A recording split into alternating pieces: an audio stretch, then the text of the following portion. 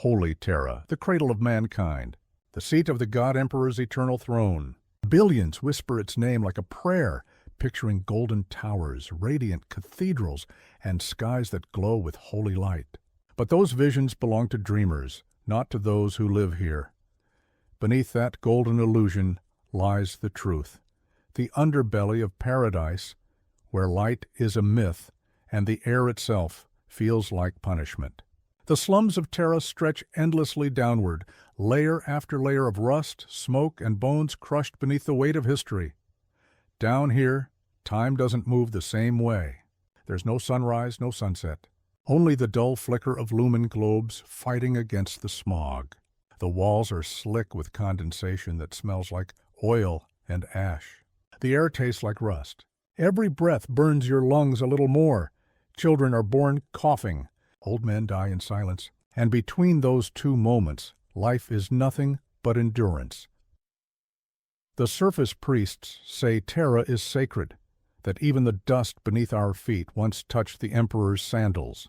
They don't see what the dust really is, the ashes of the forgotten, the residue of 1 billion burned lives. The smoke never clears because the planet never stops burning. Factories run without pause. The manufactorums roar like beasts, their forges consuming oxygen faster than the people who serve them. Entire sectors never sleep. Endless noise, endless motion, endless heat. The sound of hammers, pistons, and grinding gears is the heartbeat of Terra itself. If it ever stopped, people say the planet would die. But the truth is simpler. It never stops because we're not allowed to stop. The people here are not citizens. They are fuel. Every worker, every laborer, every scavenger is another gear in the great imperial machine. Some are born inside the factories themselves, raised between conveyor belts and molten rivers, never once seeing the open sky. The upper hives speak of faith. The lower hives only speak of survival. Faith doesn't feed you. Faith doesn't clean the toxins out of your lungs. Down here, faith is a whisper you trade for crumbs. A priest recites the Emperor's words in exchange for your last scrap of food. He calls it worship. You call it staying alive one more day. Children play near broken vents where warm air leaks out from the deeper levels. They laugh because it's the only thing that doesn't cost anything. They grow up learning which fumes kill fast and which only make you dizzy. They learn never to look too long at the sky shafts, because light, even artificial light, is reserved for someone else. If you ask them what lies above, they'll tell you stories passed down through generations. A sun that still shines, air that doesn't burn, water that doesn't taste like rust. They don't know what those things really feel like, but the stories keep them alive. Up above, nobles in shining palaces speak of Terra's glory, of the Emperor's undying presence. They say every layer of the planet is blessed, that even the lowest worker serves in divine purpose. Maybe they're right. Maybe there's holiness in pain if you call it by the right name. But if the Emperor truly watches over all his children, then he must love suffering more than anything else. The slums have no beginning and no end. Walk in any direction long enough and you find the same thing. Rusted stairwells, broken pipes, blind tunnels that echo with faraway voices. The deeper you go, the older everything feels. Metal gives way to stone, and stone gives way to bone. There are walls down here built from skulls. Not decoration, necessity. The air hums with distant machines. No one knows where the sound comes from. Some say the noise is the planet's breath. Others say it's the ghosts of those who died working. Whatever it is, it never stops. It follows you into sleep, into dreams, into madness. Every few days, an enforcer patrol drifts through, faceless figures in black armor. They don't speak. They don't need to. Their presence alone reminds everyone what they are, replaceable. One gesture from an enforcer, and a life ends without consequence. The body will be collected, ground, repurposed, recycled. Even death served the Imperium. Still, there's a strange peace in this place. Not hope. That's a luxury no one can afford. It's the peace of acceptance. The people know the truth. There is no escape. Terra is not a prison you can leave. It's the universe's center, the origin and the end of mankind. Every path leads back here. Every exile, every pilgrim, every soldier, every saint, all roads end in the shadow of the throne. And so, the people endure. They wake, they work, they pray, they sleep. They teach their children to do the same. Generations live and die without ever seeing the Emperor's light. And yet they still whisper his name before they sleep. Because even in the dark, even surrounded by smoke and rot, there's a part of them that believes, not because faith makes sense, but because it's all they have left, somewhere above. The great spires pierce the clouds reaching toward the stars. Gold light gleams off cathedral walls. Choirs sing hymns that echo through the vacuum of space. And beneath it all, deep in the belly of the same sacred world, the slums of Holy Terra breathe and burn, unseen and unremembered. The people down here don't ask for salvation anymore. They just hope the ceiling doesn't collapse tonight. They hope the air scrubbers keep working another day. They hope the next shift doesn't end with their name on a body cart. That's life on Holy Terra, the cradle of mankind, the heart of the Imperium, a planet of gods and corpses where the light never reaches and no one ever escapes. They call them the children of ash, born from the smoke of burned offerings, raised in the heat of the manufactorums. These are the sons and daughters of Terra's forgotten layers, the living proof that humanity can adapt to anything. Even misery down here, childhood ends before it ever begins. Infants breathe air thick enough to chew, lungs filling with soot before their first words. Their lullabies are the hum of generators, the hiss of steam, the endless hammering of metal on metal. The noise never stops. It becomes part of them. The slums have no schools, no playfields, no sunlight. Children learn from watching the desperate, how to steal food without being caught, how to crawl through vent shafts for warmth, how to recognize the smell of burning flesh so they know when to run. Every morning begins the same way, with the sound of the shift bell. It's not really morning. There is no day or night here. But the bell tolls like judgment, calling workers to their posts and children to their tasks. Those too small for factory work scavenge instead, combing the ruins of older levels for anything still valuable. Wiring, scrap metal, teeth, they move like rats, quiet, fast, invisible. A single mistake can cost a limb, or worse. The deeper layers of the hive don't forgive curiosity. There are tunnels no one enters twice, vents that breathe poison, and pools of oil that hide things that shouldn't move but do. Still, the children smile sometimes, not because they're happy, but because they've learned to laugh before the world takes the chance away. Their laughter is hollow, but it's proof they're still alive. Faith here isn't something you're born with. It's something you trade for survival. Priests wander the slums in tattered robes, faces hidden behind cracked rebreathers. They don't preach, they bargain. A prayer for a crust of bread, they say. A hymn for clean water. And the children kneel. They close their eyes. They repeat words they don't understand because those words might mean food. In the upper hives, the priests speak of purity and devotion. Down here, the priests speak of endurance. The Emperor sees all, they say, though their own eyes can barely pierce the darkness. He loves even the lowest among you. But no one really believes it. Love isn't a word that survives long in these depths. There's an old story told among the workers that once every 1,000 years, a child from the slums ascends. Chosen by fate, they climb the endless shafts, rising through the hive until they reach the surface and are blessed by the Emperor's light. They call it the ascension. Mothers whisper it to their children before sleep, telling them to dream of golden skies. But no one has ever seen it happen. Those who try to climb never return. Sometimes the enforcers find their bodies wedged between levels, crushed in the gears of elevator shafts. Sometimes they just vanish, swallowed by the tunnels. No one asks what happens to them. In a world built on death, the disappeared are lucky. At least their story ends. There's a boy named Loran, small and thin, who swears his grandmother once saw the sky. He tells the other children stories about it, how it burns brighter than any forge, how it blinds you with color. They listen in silence, their faces glowing in the dim light of flickering torches. For a few moments they believe him. For a few moments they can almost feel warmth that doesn't come from fire. Then the sirens wail and the belief dies like everything else. A gas leak somewhere in the lower sections. The workers are ordered to keep working anyway. The overseers say the Emperor will protect them. The overseers always say that. The children scatter. Lauren hides in a vent shaft, clutching a rag doll made from machine cloth and wire. He listens as the air turns thick and the coughing begins. The screaming follows, then silence. When the noise stops, he climbs down and sees the bodies, men and women slumped over their workstations, eyes open, mouths frozen mid-prayer. The gas left them pale and still. He doesn't cry. He just takes what he can carry, a ring, a piece of bread, a lighter, and moves on. That's how life continues here. One tragedy traded for another day of breathing. Later, a preacher walks through the dead, sprinkling ash and whispering blessings. They've ascended, he says. They walk now in the Emperor's light. But everyone knows the truth. Their smoke rose no higher than the ceiling. Sometimes the children gather near the old vents where hot air seeps through. They sit in circles, telling stories of the ascension, the sky, the surface. They call it dream time, a small rebellion against the truth of their lives.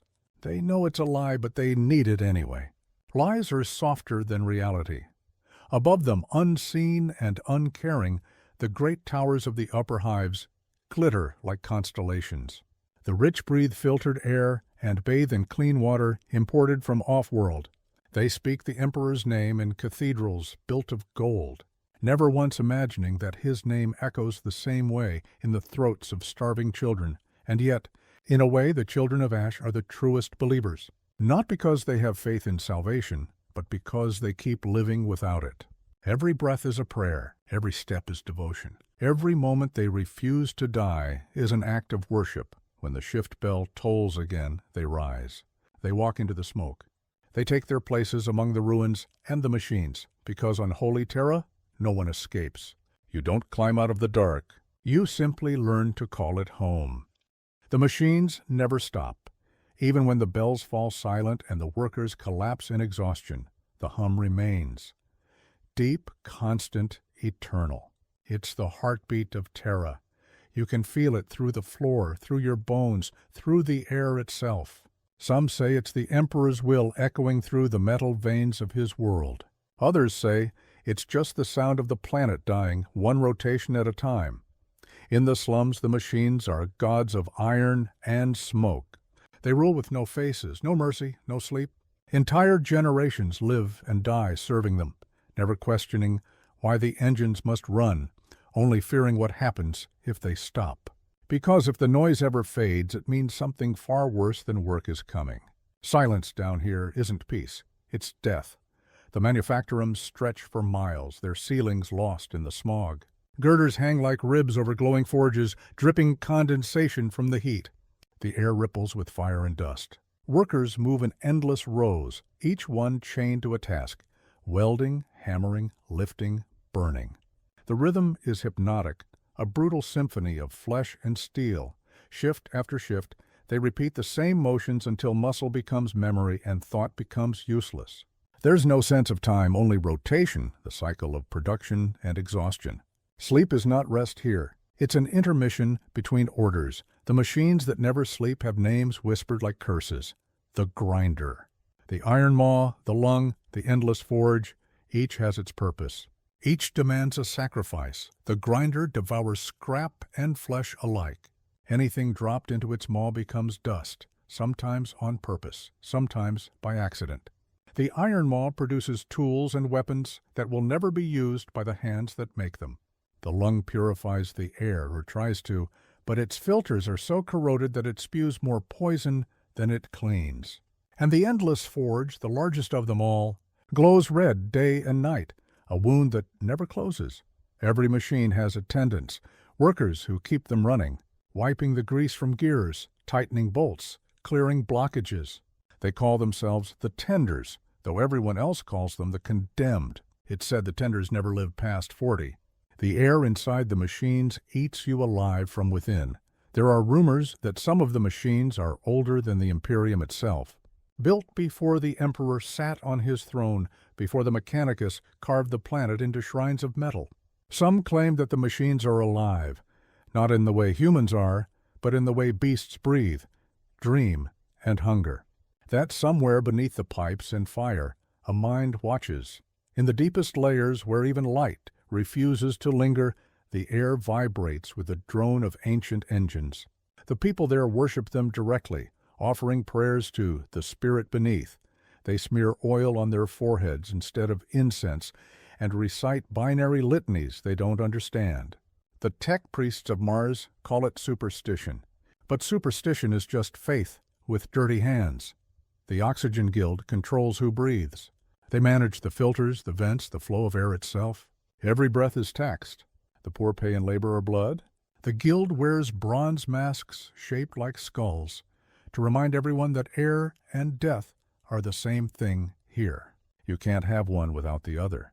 Those who can't pay end up in the grinder. When a machine fails, everything stops until it's fixed. 1,000 men might die in the collapse of a single vent, but the overseers don't flinch. They just mark the losses in ledgers and replace the bodies with new ones. Life is the cheapest resource on Terra. Among the workers, there's a saying, "The machine doesn't hate you. It just doesn't notice." And that might be the worst truth of all. The machines don't see the difference between flesh and metal anymore. In the lower manufactorums, servitors line the halls. Humans reduced to tools, their minds replaced with circuits, their voices reduced to static hums. They work side by side with the living, never tiring, never complaining, never aging. The workers envy them in secret. The servitors are free from fear, free from pain, free from thought. There's a story that circulates every few years about a man who tried to stop the machines. No one remembers his name, only his screams. They say he climbed the catwalks during the midnight shift and pulled the lever that shut down the endless forge. For a moment, everything went quiet. The air itself felt still. Then the enforcers came. They dragged him to the square and tied him to a conveyor belt, leading straight into the grinder. The overseer didn't give a speech. He didn't have to. Everyone understood the message. The machine is more important than the man. The grinder roared to life again, swallowing the heretic whole. Afterward, the people went back to work. The noise returned, the heat rose, and the rhythm continued, sometimes late at night, when the hammers fall out of sync and the pipes rattle in strange ways. The workers hear something beneath the noise, a deep, steady pulse that doesn't come from any engine. Some say it's the machine's heart. Others say it's the planet's. But there are a few, the oldest workers, the ones who've lost everything except the will to keep breathing, who whisper something else. They say it's the Emperor's heart, buried beneath the planet, beating slowly under the weight of his own creation, and maybe that's why the machines never stop. Maybe they can't, because if they did, if the hum fell silent, if the forges cooled and the hammers rested, Terra itself might remember what it once was, a living world, and the people might remember what it feels like to be human. There are too many souls on Terra. Every level, every corridor, every crevice is filled with bodies, breathing, dying, decaying, and being replaced before they even cool. The population grows like mold in the dark, feeding on itself, spreading into spaces that should not exist. The slums aren't measured in streets or sectors anymore. They're measured in density. How many human lives can be packed into 1 cubic kilometer before the walls start to sag under the weight of flesh and despair? Some say Terra's greatest structure isn't the Imperial Palace or the Golden Throne. It's the hive of humanity itself, built from generations stacked atop each other like bricks in a tomb. The people here don't have homes. They have slots. Metal alcoves carved into the walls, barely wide enough to lie in. Entire families take turns sleeping in the same spot, cycling through shifts like clockwork. When one wakes, another lies down. The smell of sweat, oil, and smoke never fades. It becomes part of the air, part of the body, part of the soul, and yet there's still not enough space. When the population bursts through another ceiling, the solution is always the same. Dig deeper. Create another layer, another pit, another abyss. The deeper they dig, the older the walls become. Old steel gives way to ancient stone. Then bone. Yes, bone. There are places in Terra's underbelly where the ground itself is made of human remains, compressed over millennia, fossilized by heat and pressure into pale rock. The workers know it. They see skulls staring back at them from the walls, jawlines locked in silent laughter. No one questions it anymore. They just keep digging. Death is not the end here. It's part of the cycle. The living feed the machines feed the city, and the city feeds the dead back to the living. When a worker dies, his body is collected by the mortuary guilds. They wear robes of flayed skin, stitched together with copper wire, their faces hidden behind masks carved into solemn smiles. They call themselves caretakers of the soul, but everyone knows their real job is efficiency. The corpse is tagged, weighed, and sorted. If the body's still intact, it's sent to the processing chambers, where the flesh is rendered down into nutrient paste for the canteens above. If the bones are strong, they'll be ground into dust and mixed into building material. Even the blood is drained for chemical use. Nothing is wasted. Nothing ever is. The guild calls it the eternal service. The workers call it the second shift. They say the emperor's will sanctifies all labor. Down here, that means even death has to pull its weight. Sometimes the guilds make mistakes. A worker faints from exhaustion, and they assume he's dead. By the time he wakes, he's already on the slab, his skin cold, his breath shallow, surrounded by whispering voices. Those who survive it are never the same. They don't scream afterward. They don't talk. They just go back to work slower than before. At the center of every sector stands a crematorium tower, black spires that pierce the smoke-choked ceiling. The fires inside burn day and night, turning the dead into ash that rains down on the slums like snow. Children chase it, thinking it's real. They laugh and hold out their tongues, not knowing they're tasting the last remains of their ancestors. The ash covers everything, the streets, the machines, the faces. It settles in their hair, their clothes, their food. It's part of them now, part of the planet itself. That's why they call it the City of Ash. The upper hives claim these towers are acts of mercy, cleansing flames that return the faithful to the Emperor's light. But the people below know the truth. The flames never stop because the bodies never stop coming. There's an entire economy built around death. The mortuary guilds run their districts like noble houses, competing for contracts and quotas. They bribe overseers to send the dying their way. They fight silent wars over corpses. Sometimes, when business slows, people disappear. They call it preemptive service. A man vanishes during a shift. A woman doesn't return from the food line. The guild marks their names in ledgers before the families even notice. And when the smoke rises higher than usual, no one asks why. They just cover their mouths and keep moving. The guilds are efficient, but not perfect. Sometimes a body ends up where it shouldn't. Entire tunnels have been sealed because of it, mass graves forgotten by time. The air there hums with decay, thick enough to choke you. People say the walls whisper if you stay too long, that the dead remember. The priests say it's heresy to fear the dead. The emperor protects all souls, they claim. But the priests don't live here. They don't hear the scratching behind the metal panels at night or the soft thuds echoing from below the floor. The people of Terra don't fear death itself. They fear what happens after, how they'll be used, where they'll end up, whether their bones will hold up a wall or feed a furnace. They fear being forgotten so completely that even their ashes lose their names, and still they endure. Every morning the ash falls thicker. Every night the lights flicker under the weight of ghosts. And through it all, the hum of the machines continues, steady and unfeeling. No one counts the dead anymore. Numbers mean nothing when the scale is infinite. The only thing that matters is the rhythm, the endless exchange of life for labor, breath for heat, flesh for progress. On holy Terra, death isn't an ending. It's just another form of obedience. They call them the saints, who never see the sky. In the upper hives, saints are marble statues, golden, polished, perfect. Their faces are serene, their eyes carved toward heaven. But down here, in the slums beneath the Emperor's light, saints are made of blood and exhaustion. Their halos are rusted pipe rings. Their miracles are surviving one more day without collapsing. No one is officially canonized here. There are no ceremonies, no proclamations, no choirs.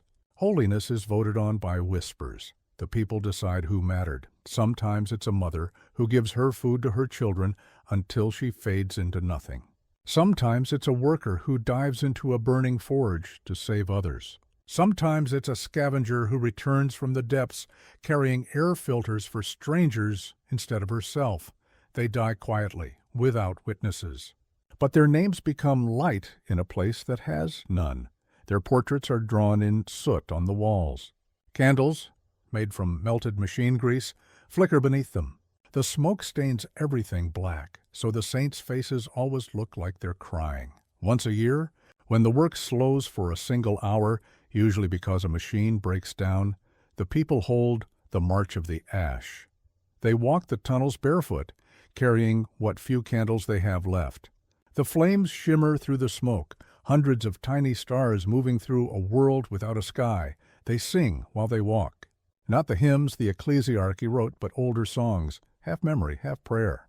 Songs that talk about hunger and hope, about how the Emperor's light still reaches even here, though no one can see it. The priests don't attend these processions. They call them unapproved worship, unsanctioned faith. But the priests have their own kind of saints, the ones who live on offerings and power, who recite from books printed on clean paper while their followers cough blood into the dirt. The people don't hate them. Hatred takes energy, and energy is rare. Instead, they pity them, men who speak of heaven, but have never walked through hell. Down here, faith isn't about belief. It's about endurance. It's about whispering the Emperor's name, not because you think he's listening, but because the silence is worse. In the lower sectors, there's a legend of a woman named Mara the Black Lung. They say she worked in the heat shafts for 30 years, cleaning soot from pipes until her skin turned the color of charcoal. She had no family, no friends, no records. But when the Oxygen Guild cut off the air supply to her sector, Mara walked into their tower alone. No one knows what she said inside, but when she came out, her body was smoking. She had ripped off her mask, let the toxic air fill her lungs, and screamed a prayer so loud that the pipes burst. The pressure wave cracked the guild's filters, venting fresh air into the slums. She died standing, her eyes open, her body blackened. And for the first time in a decade, the people could breathe. They built no monument for her. They couldn't. The guild forbade it. But her story spread faster than the smoke, passed from tongue to tongue, until even the children whispered her name before sleep. That's how saints are born on holy Terra, not in temples, but in defiance. There are others like her. Old Mikkel, who repaired the water lines with his bare hands when the guild cut them for payment. Sarah, the midwife who delivered children in the ash tunnels and burned the bodies of the stillborn so the rats wouldn't eat them. The boy they called Echo, who used to sing while he scavenged, his voice echoing through the ruins. When he died, they said the tunnels kept singing for days. These saints don't have faces in the records of the Imperium. The Administratum would call them lost data, nameless citizens of no consequence. But their stories ripple through the slums like ghost light. Reminders that holiness doesn't come from purity. It comes from persistence. When the lights fail and the vents go dark, people light candles near the soot paintings. They murmur the same words over and over. He sees us. He sees us. He sees us. But no one's sure if they mean the Emperor or the dead. Maybe both. The faith of the slums isn't written in scripture. It's written in scars. The workers wear small metal charms of the Aquila around their necks, not as symbols of glory, but as shields. They tap them before every shift, whispering old blessings like charms against machinery. Let the gears turn. Let the fire stay. Let me come home. Sometimes a priest from above visits. He arrives in a sealed robe, flanked by enforcers, voice trembling from the smell. He preaches about salvation, about serving with joy. The people bow their heads not out of reverence, but to hide their eyes. They know he'll leave soon. He always does. But when he's gone, they gather again. They light their candles. They whisper their forbidden prayers. They remember the saints who died nameless. There's an old saying carved into the wall near one of the collapsed sectors. Even the Emperor's light casts shadows. The people here live in those shadows, and in their own quiet, broken way, they've learned to worship them, because maybe the Emperor does see them. Maybe he doesn't. But the saints, the ones who never saw the sky, they do. And in a world that has forgotten them, that's enough to keep the candles burning. Down here, law is not written, it's enforced. The surface may have its rules, its noble courts, its marble halls and parchment decrees.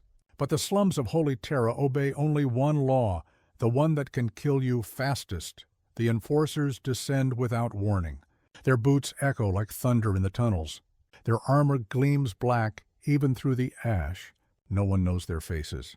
Their visors glow faint red, like the eyes of the angels in ancient paintings. Angels who came not to bless but to punish. When the enforcers come, everyone goes silent. Conversations die mid-sentence. Doors seal. Lights dim. Even the rats vanish into cracks. Because when the enforcers arrive, someone always disappears. They don't announce charges. They don't speak at all.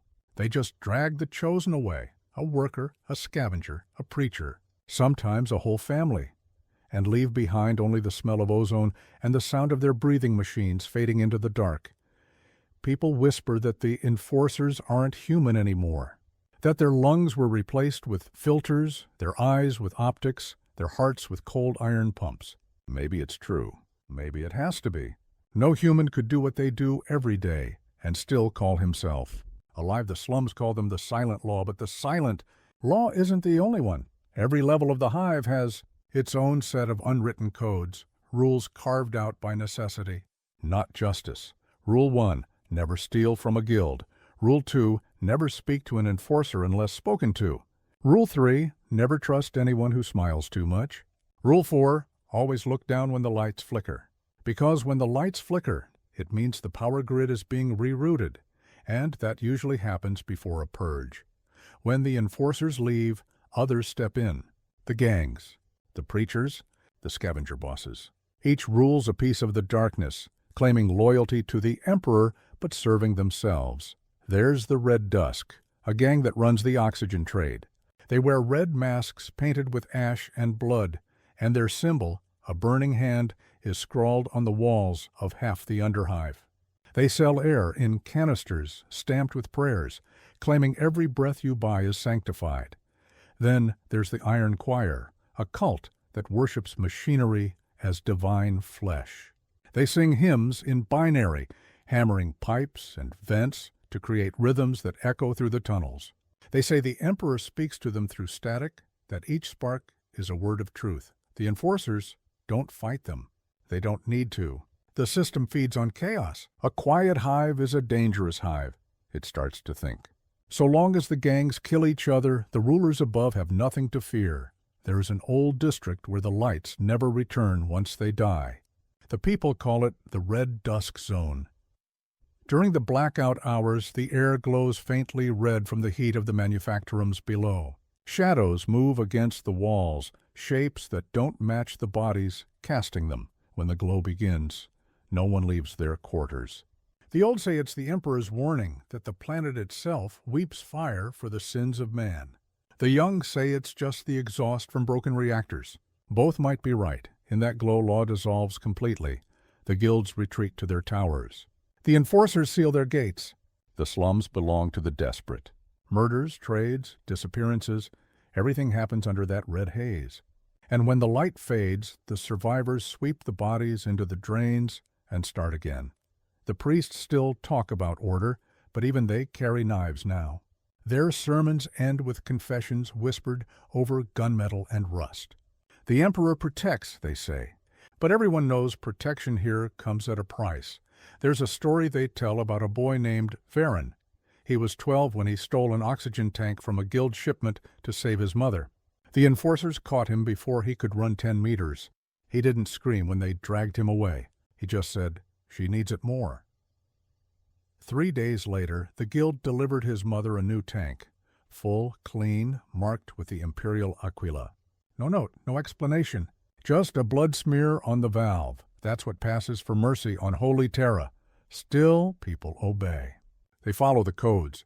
They live by them because breaking them is suicide. They barter, they steal, they kneel, they survive.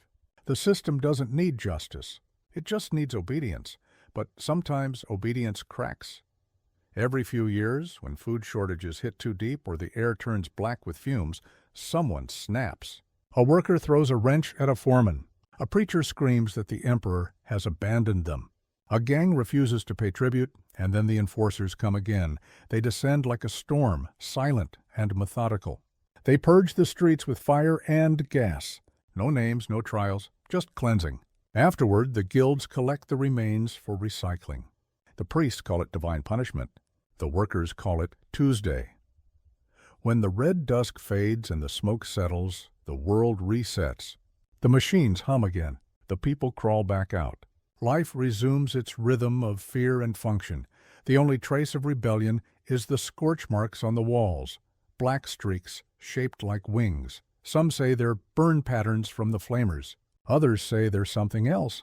The ghosts of those who dared to rise, trying to fly. Either way, they fade soon enough. Everything does, because on Holy Terra, the law isn't about right or wrong. It's about control. And in the end, the silent law always wins. They call it the climb. Every slum-born soul dreams about it at least once. The idea that somewhere above the choking smoke and the humming machines, there's a world with clean air, open sky, and real sunlight. They dream of reaching it, of escaping the endless night.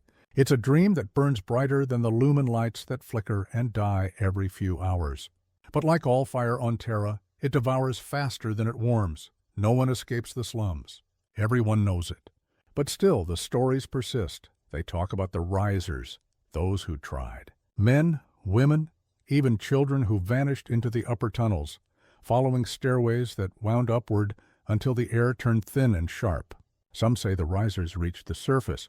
Others say they were taken by the enforcers and turned into servitors, their eyes burned out, their bodies reshaped into silent tools. The truth is, no one ever sees them again. Still, the stories matter. Because hope, even false hope, is worth more than oxygen down here. There's a boy named Jareth who grew up in the lower manufactorums. He worked in the cooling ducts, cleaning them between cycles. He was small, fast, silent, perfect for crawling into spaces that could boil a man alive if the vents reopened. He'd seen people cooked from the inside before. That was just part of life. But Jareth had something others didn't. He had curiosity. He'd found an old holobook once, buried under a pile of ash. Its screen barely worked, flickering between static and fragments of color. On it, he saw blue sky, birds, grass. He didn't know what grass was, but he knew it didn't belong here. He started to climb. The first step up is easy, a ladder shaft leading from the manufactorum to a forgotten service corridor. After that, there are stairs, broken elevators, and pipes that wind like veins through the hive. Every level higher feels like rebirth. The air doesn't smell as thick, the walls look cleaner, the lights brighter. But then come the checkpoints. The administratum guards the upper hives like a fortress. Between every tier are sealed bulkheads, coded gates, and surveillance augers that see in every spectrum. Passes are required, credentials logged. No one from the lower hives has either. Some risers try to bribe their way through. Some try to sneak past the servitor guards. Some climb into the vents and hope to reach the next sector unseen. Most are caught. The lucky ones are sent back with broken legs as a warning. The unlucky ones simply vanish into the recycler chutes. There's a place called the Shaft of Silence, a vertical tunnel that stretches upward for kilometers. At its base lies a mountain of bones crushed into powder. The workers say those are the risers who fell. They also say the shaft sings at night, the metal groaning like voices crying out from below. Once a man from the slums made it higher than anyone before. His name was Corin Vale. He was a tech adept, half machine, half man, who worked repairing ventilation systems near the mid-levels. He had heard whispers of open air above, of light untouched by ash. One night, he used his access codes to open a maintenance shaft and began the climb. He made it almost to the mid-hive, a place of endless metal bridges and cathedral-sized corridors. He even saw the glow of golden light filtering down through cracks above. But the enforcers found him. They didn't shoot him. They dragged him back. Slowly. The next day, the forges glowed redder than usual. No one said it out loud, but everyone knew. Corin was part of the fire now, and yet every year new risers appear. Desperation breeds courage. Rumors spread like infection. Someone always claims to have found a new route, a forgotten elevator, a broken wall, a vent that leads higher than any map shows. And others follow, because the thought of dying down here without ever trying is worse than death itself. The guilds don't stop them. Hope is a safety valve. It keeps people from turning violent. If the lower hives ever stopped believing escape was possible, they might start looking for revenge instead. Even the preachers encourage it. The emperor watches those who climb, they say. He tests your faith with fire. And so they bless the risers with ash on their foreheads and let them go, knowing they will never return. Sometimes, when the vents shift or the pipes rattle just right, people say they hear footsteps from above, soft, echoing, distant. The risers are still climbing, they whisper. They haven't stopped yet. Children draw them on the walls, thin figures ascending into beams of light. The drawings fade under the next layer of soot, but the idea never does, because the slums live on hope the way machines live on oil. Without it, everything would seize up, and so, even though no one ever makes it out, the dream remains. Passed from one dying generation to the next like a sacred disease, no one escapes the slums of holy Terra. But every day, someone tries anyway, and that's what keeps the world turning. They call it the flesh tithe. Every few months, the sirens wail through the slums, long, deep howls that vibrate through the bones. They echo down the tunnels, bounce off the rusted walls, and settle in the pit of every stomach. When those sirens cry, everyone knows what it means. The Mechanicus has come to collect. No one hides. There's nowhere to go. The red-robed priests of Mars descend from their forges above, their boots hissing with steam, their eyes glowing a sterile white. They don't walk so much as glide, half carried by servo arms, half pulled by the weight of the cables that trail behind them like metal entrails. The air hums with binary chants. Their voices sound like broken machines trying to pray. To the people of the slums, these figures are not men. They are the Emperor's shadows, living proof that humanity is a disease that must be purified through iron. The flesh tithe is not punishment. It's maintenance.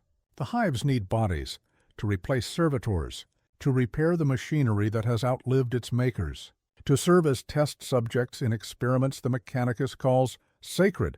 The priests don't take the old or the weak.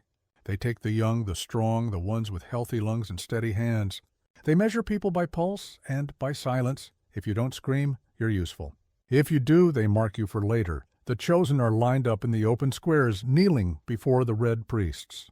Some whisper prayers. Others stare blankly ahead, already half gone.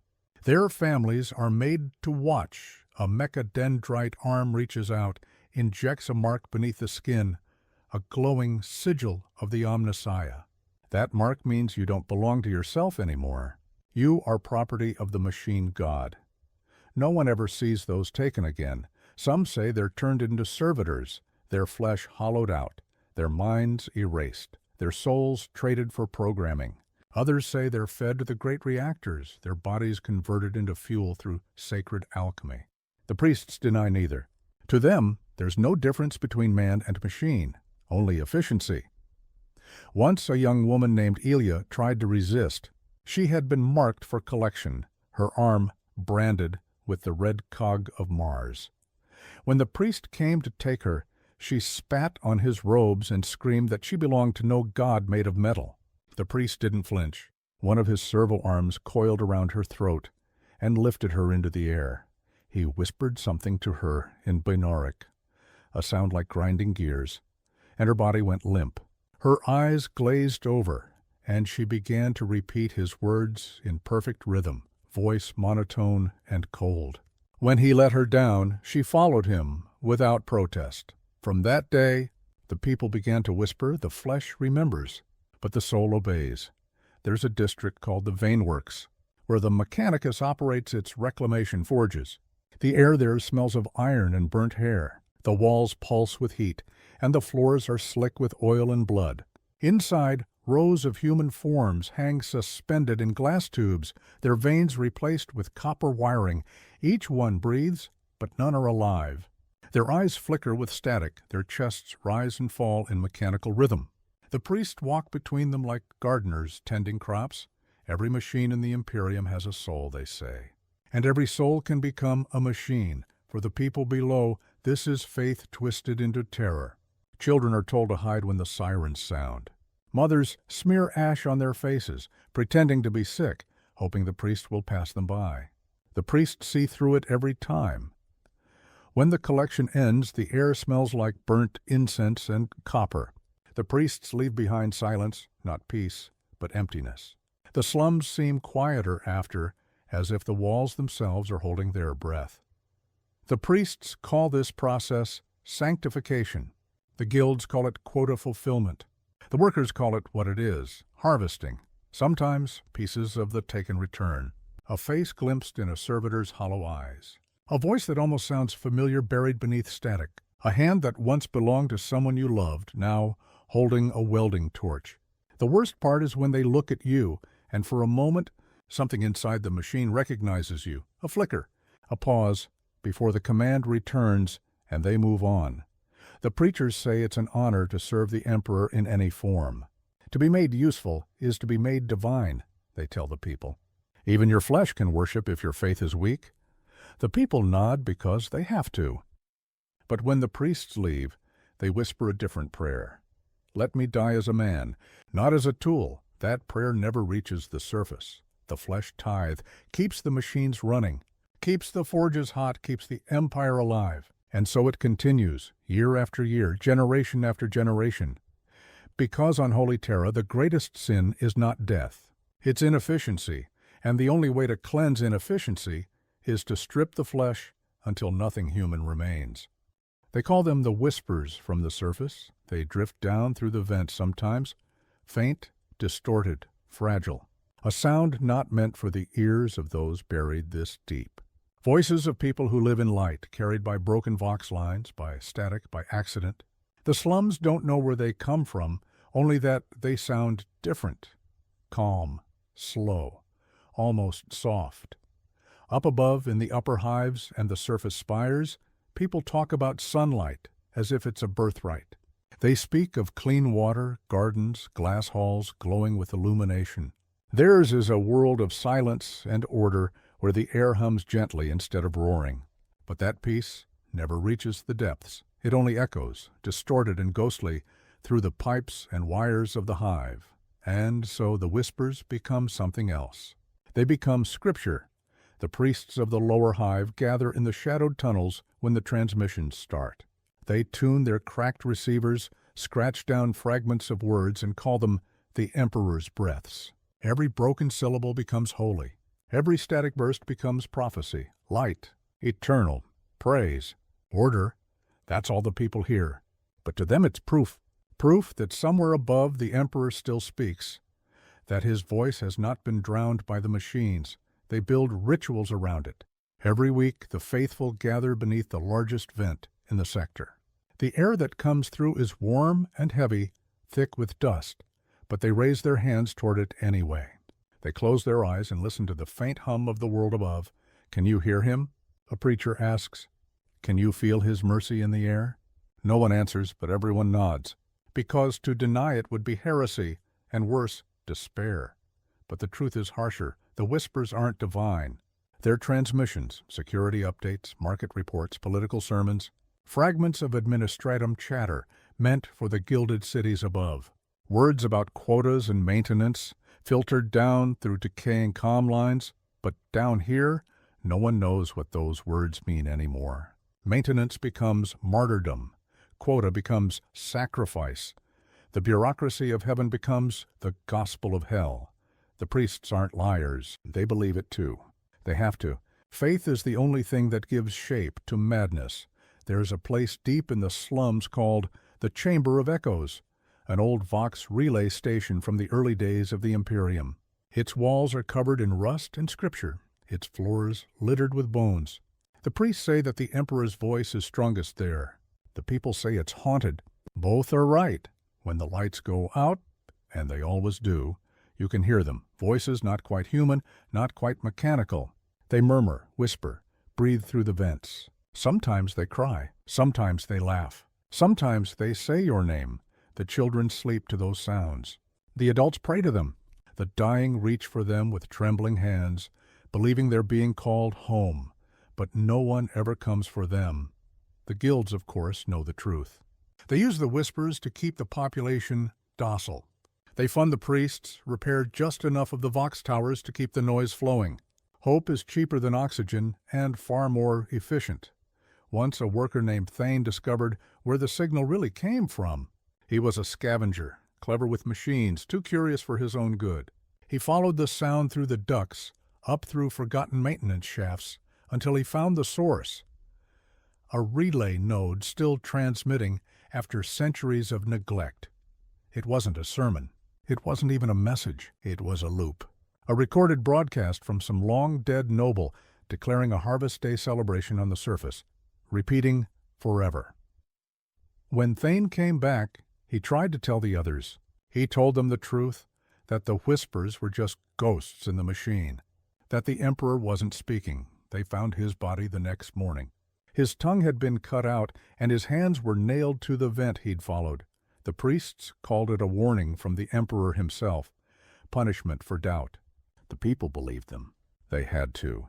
It's better to die believing the Emperor still speaks than to live knowing he never will. Above, the surface glows like a golden dream. The nobles breathe clean air, unaware that their discarded words have become hymns for the damned. They don't know that their casual laughter has been mistaken for miracles, their idle chatter turned into scripture, and maybe that's the cruelest truth of holy Terra. The people below aren't just forgotten. They're used, their faith built from the scraps of a world that doesn't even know they exist. But every once in a while, the static changes. A sound breaks through, not words, but something else. A pause, a breath, silence, and down in the depths, millions kneel. Because in a world that never stops screaming, even silence feels like salvation. They say the hive never sleeps, but that isn't true. It dreams, and the dreams are nightmares. Every second, every breath, every life in the slums of Holy Terra feeds the same ancient rhythm. The hammers pound, the gears turn, the prayers echo, the smoke rises. The cycle never ends because it can't. This world isn't built to live. It's built to continue. That's the secret of Holy Terra, the truth no one speaks aloud. The slums don't exist in spite of the Emperor's light. They exist because of it. The upper hives call the lower levels the foundation. But that's a lie. This place isn't a foundation. It's a sacrifice. Every breath drawn here keeps the golden towers shining above. Every corpse burned in the ash pits warms the palaces. Every prayer whispered in the dark keeps the illusion alive. The people below aren't forgotten. They're required. That's why no one escapes. Because they're never meant to. From birth to death, the system binds them in invisible chains. Faith, duty, guilt. The priests say suffering is sacred. The guilds say obedience is purpose. The Mechanica says flesh is weakness. The enforcers say silence is survival. Together they build a cage that doesn't need bars, and the people accept it, because what else can they do? They've never seen another world, never known another sky. Sometimes a child asks what lies above the clouds of ash. The adults smile sadly. Heaven, they say. That's where the Emperor lives. They don't add that heaven begins where the poor end. The cycle turns, factories roar. The flesh tithes come, the ash falls. The enforcers march, the prayers rise, the risers climb and fall again. Each generation born into the same smoke-stained light, believing the same lie, that holiness means endurance. But deep below the lowest hive, deeper than even the Mechanicus forges or the ossified tombs of the dead, there are caverns where no light has ever touched. There, the air is still. The hum of machinery fades. The only sound is the slow, steady drip of condensation against stone. The old ones call this place the womb of Terra. They say it's where the planet still remembers what it was before the Emperor came, before the hives, before the fire, before mankind turned its home into a tomb. The air there feels alive, damp and warm, almost like breath. Some miners once broke through to it centuries ago. They said it smelled like earth, a word most of them didn't even understand anymore. A few of them cried. The rest just stared, because for the first time the air didn't burn their lungs. The next day the tunnel was sealed by order of the administratum. The miners disappeared, and no one spoke of it again, because the truth is dangerous on Holy Terra. It doesn't liberate.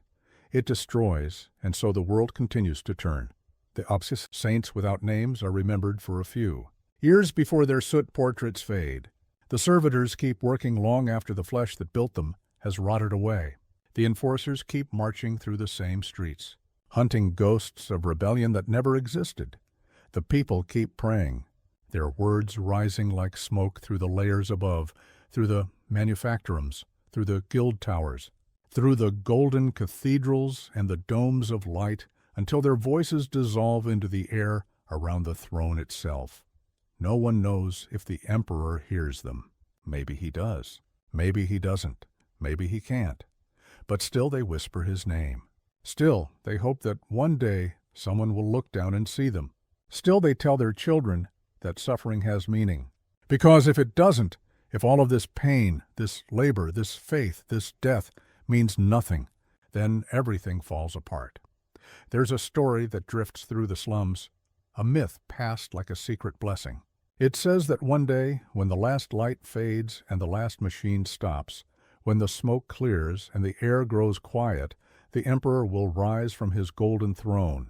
He will walk the earth again, barefoot on the bones of humanity. They say he will descend into the lowest hive, into the darkness itself, and sit among the people who never saw his light.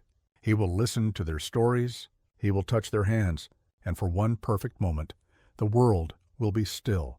Then he will close his eyes, and the universe will end.